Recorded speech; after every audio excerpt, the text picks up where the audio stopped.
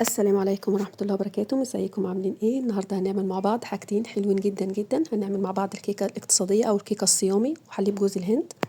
انا معايا هنا مع كوباية جوز الهند. هنحط عليها كوبايتين مغلية من المية، يعني انا غليتهم على البوتاجاز كوبايتين بالظبط على كوب من جوز الهند. تمام.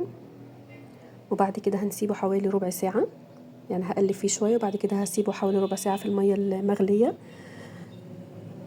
تمام. هنعمل مع بعض حاجه حلوه النهارده ان شاء الله باذن الله. حليب جوز الهند غالي جدا جدا بره، وهنعمل بيه الكيكه الاقتصاديه اللي شفتيها او الكيكه الصيامي. وبعد كده انا بعد هنا ما حطيت عليه، انا بعد ربع ساعه رجعت لها تاني هضربها في الخلاط. هتلاقي جوز الهند كده طلع على الوش وبقى طري شويه. تمام. بعد كده هاخده وهضربه في الخلاط، هضربه كتير جدا في الخلاط حوالي 7 دقايق 10 دقايق. ممكن تريحي الخلاط وتضربيه تاني، اهم حاجه تضربيه كويس جدا جدا. بعد ما انا ضربته كده هبدا اصفيه في حاجه كده مصفى ضيقه خالص، او شاشه تكون نظيفه وتعصريها، يعني تنزلي كل اللبن من جوز الهند. تمام. تعصريه كويس جدا وتضغطي عليها جامد لغايه ما تنزل كل السوائل اللي فيها. طبعا احنا مش بنرمي جوز الهند اللي بيطلع ده، طبعا احنا اما بنحمصه جوه الفرن تاني، او تستخدميه في كيكات وعجاين، تستخدميه في كرات شوكولاته، اي حاجه يعني. مش هنسيبه، احنا هناخد منه برضو دلوقتي ونعمل منه الكيك الاقتصادي او الكيكه الصيامي. بجد حلوه جدا جدا وخفيفه واقتصاديه طبعا اللي عايز يصوم، دي كيكه ما فيهاش ولا بيض ولا لبن عادي ولا زبده ولا سمنه. هو تشوفيها دلوقتي معايا. انا هنا خلصت خلاص، طفيتهم تماما وطلع ده جوز الهند معايا. طبعا احنا مش بنرميه، بنستخدمه تاني في حلويات وفي عجاين وفي كيكات. ممكن تدخليه جوه الفرن يتحمص معاكي تاني. انا هنا ده جوز الهند كده خلاص كده تمام. انا هحطه في التلاجة حوالي ساعتين 3 كده. بيطلع وش معايا كده برضو هنستخدمه. بيبقى زيت جوز الهند بيبقى غالي جدا جدا. بنطلعه، ممكن تستخدميه للبشرة، ممكن تستخدميه للشعر. حلو بجد خالص خالص، وعلى حسب الكمية اللي معاكي. كل ما بتعملي جوز هند كتير بتطلع معاكي طبقة اكتر. تمام.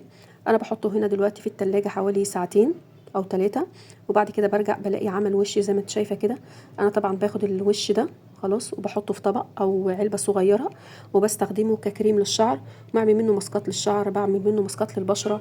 بجد حلو جدا جدا جدا، وعلى الاقل ان انت ضامنه ان ده زيت الشعر. بصي يعني بصي بيلمع ازاي ده، يعني يدل ان هو بيبقى فعلا ده كريم زيت جوز الهند الطبيعي.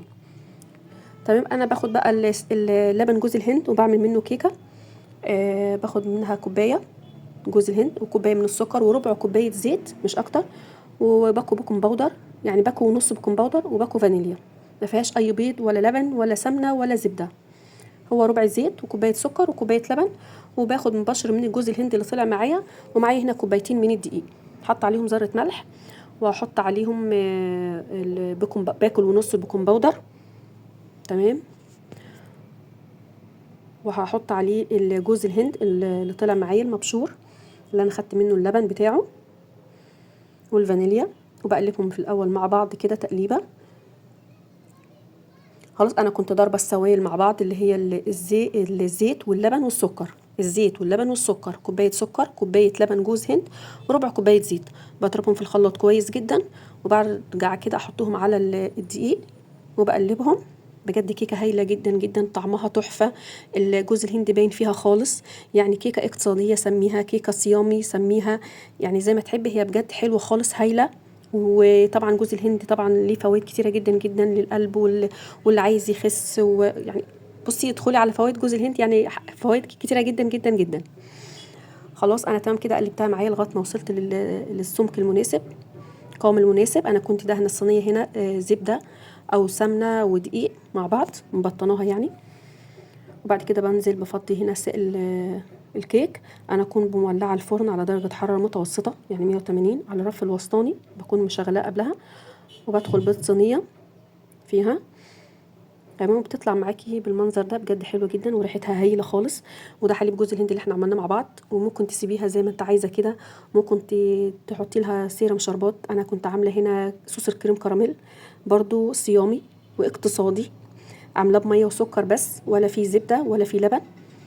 بجد هايل خالص. هعمله لكم في وصفه تانية ان شاء الله باذن الله، في حلقه تانية عشان وقت الحلقه.